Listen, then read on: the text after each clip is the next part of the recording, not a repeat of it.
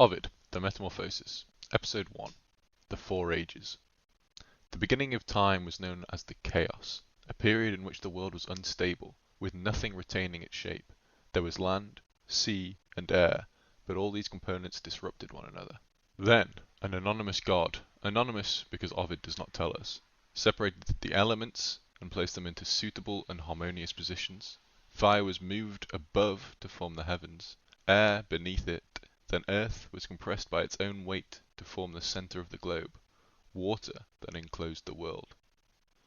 The unknown god then created lakes and springs, trees and mountains. The god also created animals to inhabit the lands, as the heavens were already home to the gods. Fish inhabited the waters, and various animals thrived on the land. Ovid then confirms that humankind was born next, but he explained two different ways humans were created.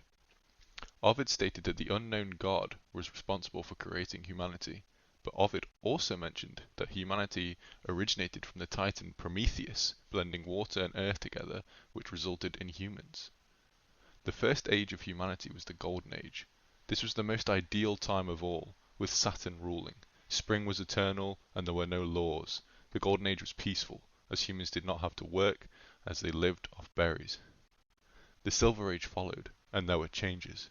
Jupiter became ruler and implemented the seasons. Because winter now existed, humans had to construct houses for shelter. Similarly, humans had to work farms for food. The Bronze Age was next, which was just a slightly harsher version of the Silver Age. Finally came the Iron Age, in which violence and trickery erupted.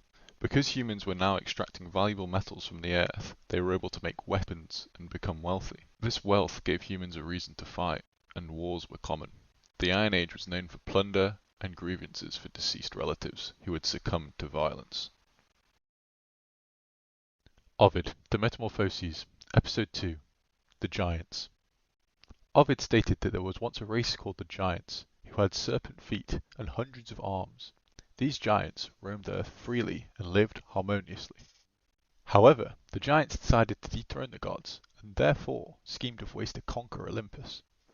Since Olympus was in the heavens, the giants stacked mountains on top of one another, which acted as a ladder. The giants quickly progressed towards Olympus, but Jupiter witnessed the giants approaching and became enraged. He prepared his lightning bolts and launched them at the Tower of Mountains. The impact of the lightning bolts toppled the Tower of Mountains, and the giants were crushed, with their blood splattered across the earth. Gaia, the personification of Earth, was devastated by the death of the giants, as they were her offspring. Distraught, she wished to revive them, and therefore Gaia transformed the blood of the giants into humans, which would be a new race inhabiting the earth. However, this new race also detested the gods. Ovid's account of humans emerging from the giants' blood is confusing, as he previously mentioned, in the Four Ages in Creation, that humanity derived from Prometheus melding matter and water together. Therefore, we have two descriptions of how humans came into being. Ovid, the Metamorphoses, Episode 3, Lycaon. After he successfully repelled the giants, Jupiter convened the gods in Olympus for a meeting. With the gods present, Jupiter recounted his terrible experiences with humans. In particular, a king named Lycaon, who had committed an act so evil even Jupiter was shocked. So what happened? Jupiter had heard that humans were horrible, so he decided to investigate by disguising himself as a human to see how he would be treated. A disguised Jupiter eventually reached Arcadia, but he was met with hostility from the Arcadians. Therefore, Jupiter proclaimed that a god was going to arrive on Earth soon. Because of this announcement, the Arcadians began supporting him. However, the king of Arcadia, named Lycaon, doubted Jupiter's claim that a god was coming, and instead mocked Jupiter. Lycaon secretly schemed of ways to expose Jupiter as a fraud, which culminated in a plan to kill Jupiter in his sleep. Lycaon also planned to kill a hostage and feed the corpse to an unsuspecting Jupiter. Thus, Lycaon carried out his plan and executed his hostage. Lycaon then dismembered the hostage and cooked the limbs for a meal intended for Jupiter. With his scheme complete, Lycaon approached Jupiter, who was still disguised, and offered him the tainted meal. Jupiter, however, saw past the deceit and was enraged that a human would be so malicious as to not only disrespect the gods, but also demonstrate no hospitality to others. Lycaon, now in a state of panic, fled from Jupiter's wrath. But as he fled, Jupiter transformed him into a wolf as punishment for his heinous crimes. Back at Olympus, Jupiter informed the other gods that he now intended to destroy all of humanity as punishment for their collective and unprecedented cruelty. Ovid, The Metamorphoses, Episode 4, The Flood. Following Lycaon's schemes, Jupiter informed the gods that he intended to eliminate all humans as punishment for their cruelty. Some gods endorsed Jupiter's plan, whilst others were saddened by the thought of all humans being destroyed, and they questioned Jupiter on how the world would function. For example, who would worship the gods in their altars? Would the world be left to be ravaged by wild beasts? Jupiter reassured the gods that they need not worry, as he would create new humans, which would be better than the last. Jupiter then prepared his lightning bolts to destroy the world beneath him, but he was concerned that the subsequent flames may reach and damage the heavens. So, Jupiter decided that the best alternative was to send a flood to destroy humankind. Thus, Jupiter caused violent rainfalls on the lands below, and had Iris gather water to feed back to the clouds to continue the relentless downpour. However, this downpour resulted only in farms being destroyed, which meant that only a year's worth of labour from humans had been wasted.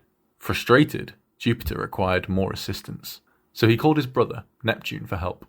Neptune went down to the Earth's lands and struck the ground with his trident, which caused the waters to overflow.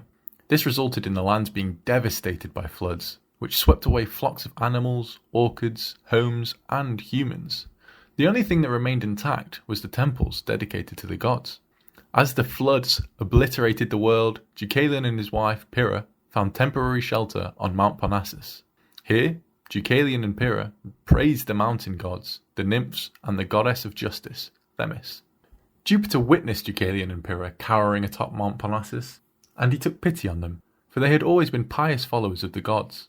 Therefore Jupiter ordered the floods to stop, which meant the waters ceased rising and instead returned to their original states. Upon seeing the destruction caused by the flood, Deucalion fell to the ground, with tears trickling down his face. He proclaimed his love for his wife. So, Deucalion and Pyrrha, the only two survivors, went to Themis' temple, where they expressed their love for the gods and sought help in restoring humankind. Themis was moved by their words, and told the couple that in order to restore humankind, they had to throw the bones of their mother behind them. This riddle confused Deucalion and Pyrrha, causing Pyrrha to exclaim that she could not possibly desecrate the bones of her biological mother. Deucalion pondered whether the bones described by Themis could be referencing the remains of the earth. If this was the case, the couple should throw stones behind them. Deucalion and Pyrrha tested this idea and threw stones behind them. Much to their surprise, the stones gradually took the shape of humans and morphed into a new race of humankind. Then, the earth began to spontaneously create diverse forms of life to repopulate the earth. However, the earth unintentionally created new monsters which would wreak havoc on the new lands. Ovid, The Metamorphoses, Episode 5, Phaethon. As the earth continued to spontaneously create animals, it unintentionally created a new and atrocious animal, the python. The monstrous python ravaged the mountainsides, destroying everything in its path. This carnage was seen by Apollo, who then confronted the python. Apollo defeated the creature with an onslaught of 1,000 arrows. To commemorate his victory, Apollo founded the Pythian Games, where the winners of competitions were awarded a wreath of oak. Ovid, The Metamorphoses, Episode 6, Apollo and Daphne. Following his successful battle against the python, Apollo encountered Cupid, who was drawing his bow. Apollo mocked Cupid's archery skills, and said that Cupid could never kill a foe as formidable as the python. Furious, Cupid responded by saying that his bow would triumph against Apollo. Thus, Cupid flew to Parnassus to devise a scheme. Here he drew 2 arrows. One had a gold-coated tip, and the other a lead-coated tip. Cupid shot Apollo with the golden-coated arrow, and then shot Daphne, a nearby nymph, with the lead-coated arrow.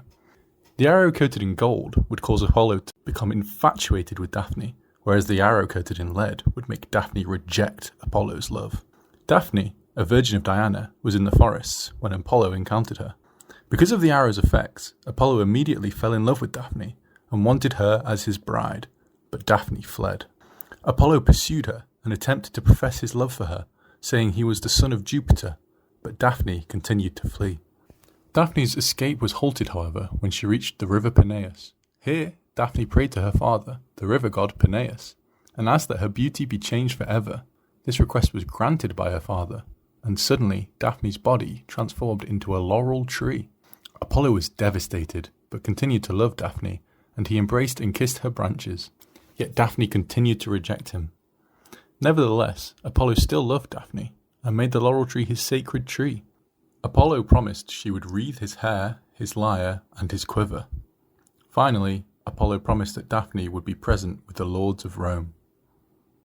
Ovid, The Metamorphoses, Episode 7, Io, Part 1.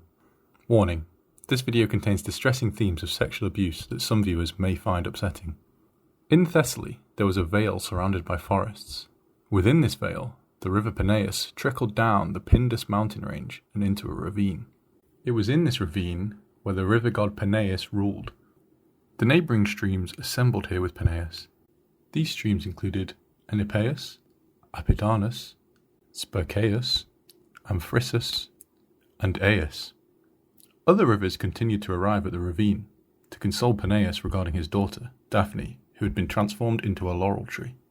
However, one river was noticeably absent, and this river was Inachus.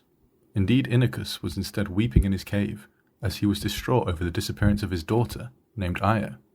So where had she gone? Io had departed from her father's river, but encountered Jupiter. Jupiter approached Io and confessed his love for her, but Io fled and ran into the forest to avoid Jupiter.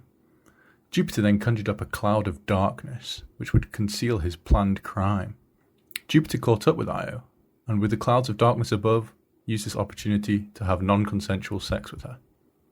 Meanwhile, Juno was observing Argos when she noticed the clouds of darkness, which she suspected were caused by Jupiter. Consequently, Juno dispersed the clouds and sought Jupiter. However, Jupiter had anticipated Juno's arrival, and thus transformed Io into a white heifer as this masked his infidelity. Juno pretended not to know what Jupiter had done, and asked who the cow belonged to. Falling into her trap, Jupiter lied and said that the cow belonged to the earth. Juno begged Jupiter for possession of the cow, as she knew that he could not refuse, as it would expose his unfaithfulness. Although Juno now possessed Io, she still worried about Jupiter's tricks. So, Juno entrusted Io to Argus, the 100-eyed giant, because he could always watch over Io. Thus, Argus watched over the distraught Io throughout the days and the nights. As Io made her way back to her father's river, she saw her own reflection and was frightened at her appearance. However, it was here that Io found her father and followed him. Seeking help, Io allowed her father to stroke her, but she had no way to vocally communicate her identity. So, Io spelt her name in the ground, much to her father's surprise. Argus retrieved Io and took her to a mountaintop to watch her closely. Jupiter struggled to watch Io's suffering continue. So, he called on Mercury to kill Argus and allow Io to escape. Therefore, Mercury travelled to Argus's location and disguised himself as a herdsman. Mercury, playing the reed pipes, then approached Argus. The sound of the reed pipes enticed Argus, and he inquired of Mercury about the origins of the instrument. Mercury responded by telling the story of Pan and Syrinx and the origins of the reed pipes. Ovid, The Metamorphoses, Episode 8, Pan and Syrinx. In the mountains of Arcadia lived the nymph Syrinx, who was renowned for her immense beauty.